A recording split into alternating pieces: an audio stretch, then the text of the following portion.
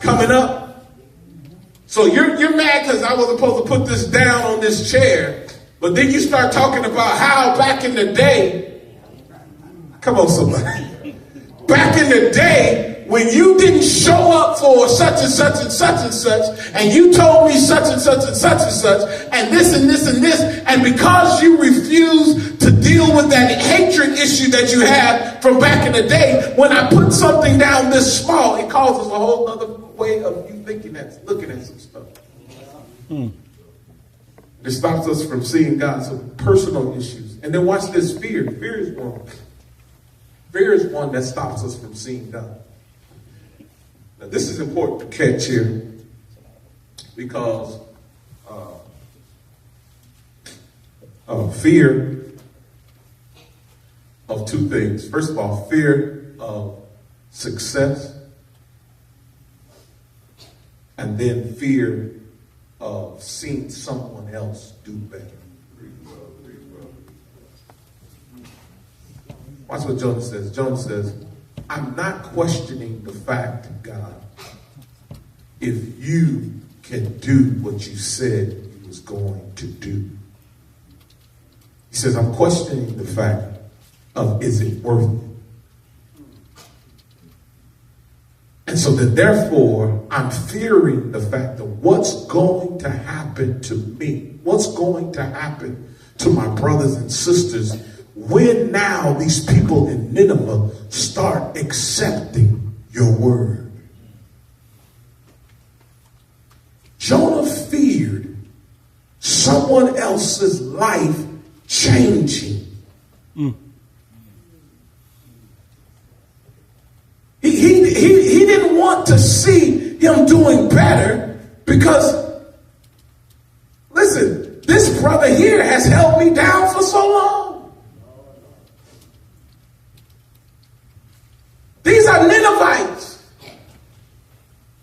And if they start doing better, my life,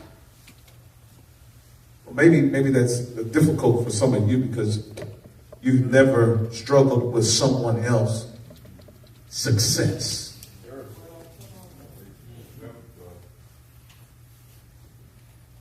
You've never held back your secret recipe so that they didn't get ahead further than you. Jonah says, my fear. Then watch this, flat out disobedience. Disobedience. Jonah was outright, he just outright shot, disobeyed the Lord. Go to Nineveh. Nope, I'm going to Tarshish. It was no, I thought you said Tarshish. He just flat out said, nah, I'm going to Tarshish. Why? Because, listen, I have personal feelings towards what's going on in Nineveh. Watch this. There are some times in our life when our sin, we have sins of omission and sins of commission. There's some sin that we just don't realize we did. Ooh, I didn't realize that was going on. But then there's some stuff that we get dressed to go do.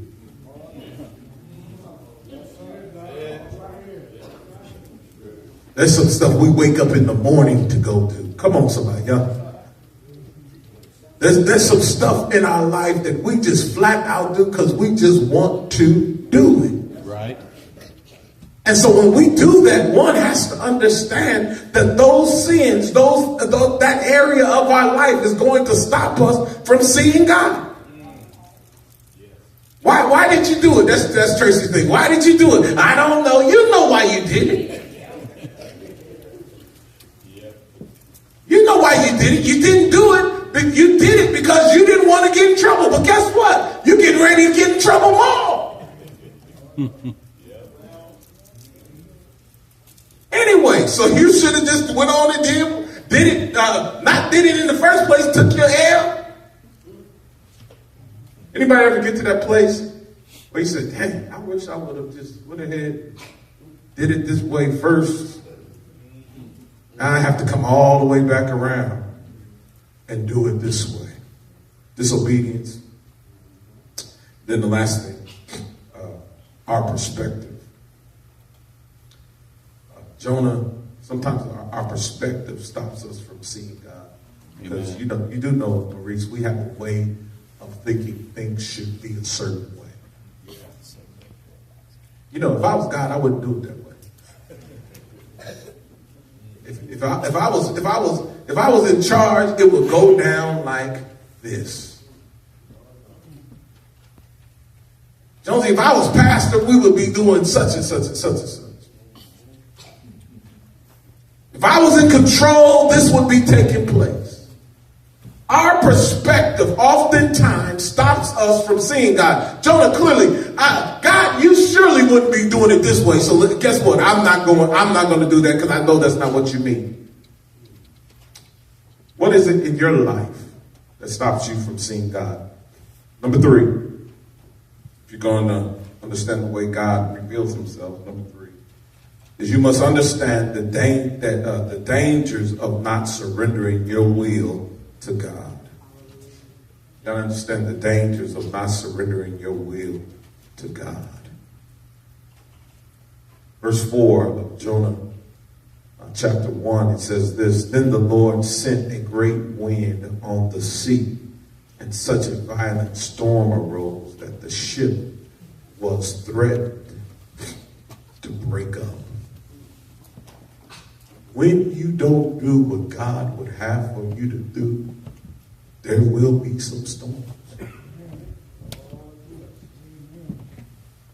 Watch this. You might make it to Tarsus. I'm just adding this in there. You might get there. But I guarantee you, baby, you're not going there without any storms. And when we are directly disobedient to God, you got to understand that it affects some things in your life.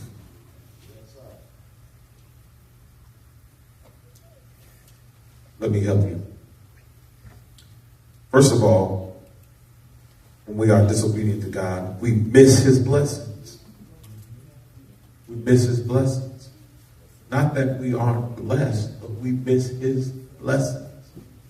The fact that you're living, breathing, walking is a blessing, but we miss out on what God would have for us when we are disobedient to God. Not only do we miss his blessings, but we miss his fellowship. We miss his fellowship.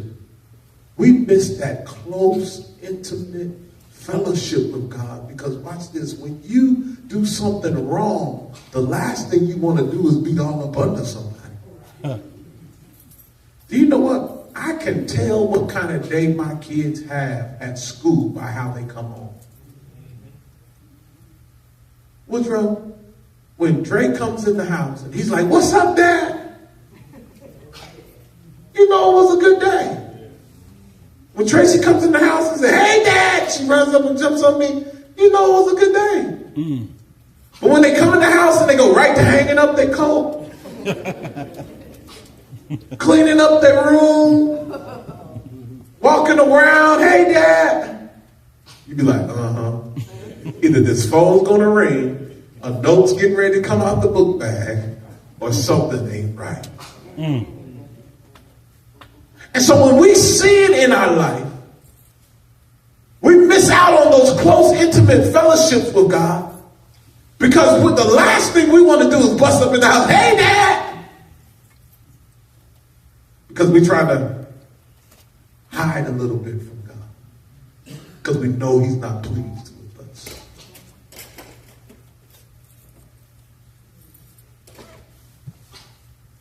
We miss his fellowships, we miss his blessings, and then we miss the experience of real intimacy with God.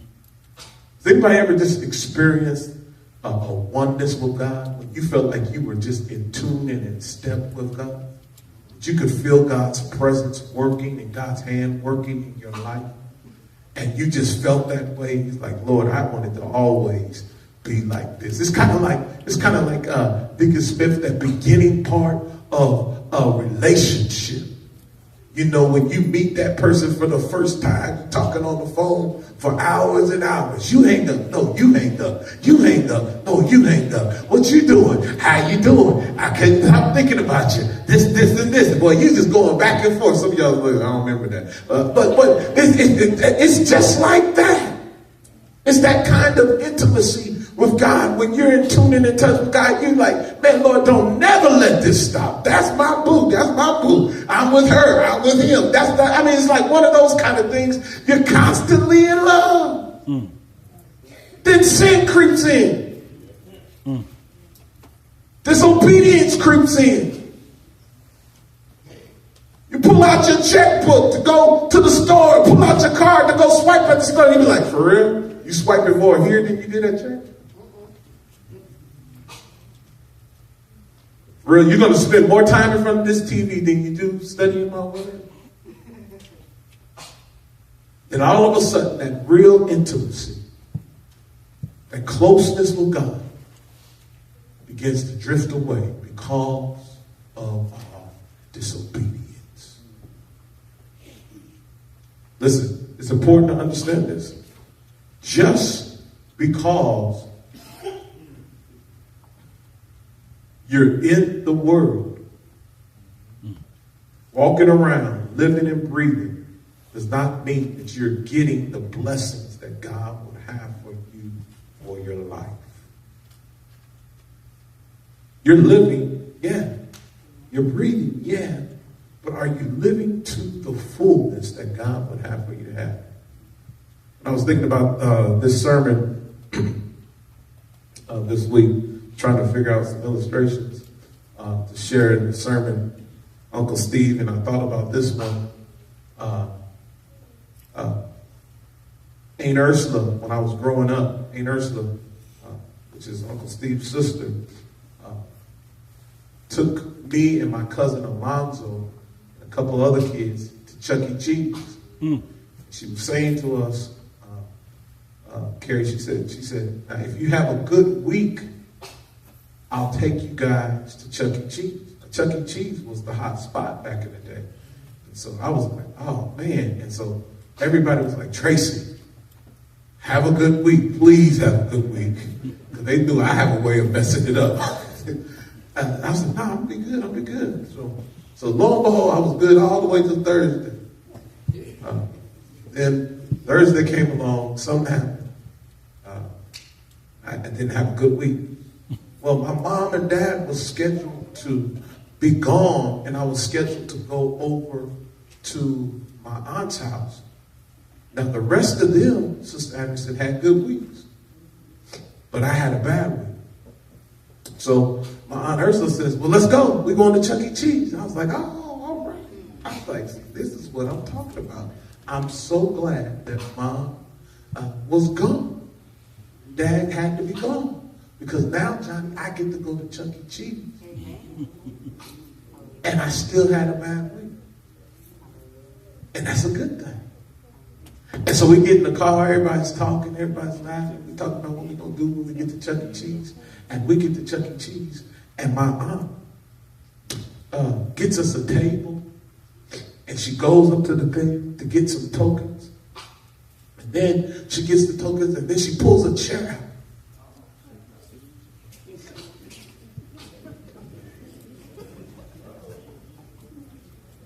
And she says, you have a seat right here, Tracy.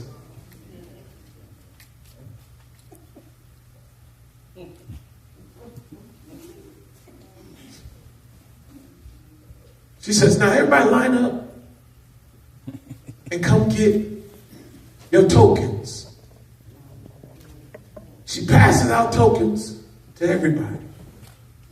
Then she says, and these are the tokens that he would have had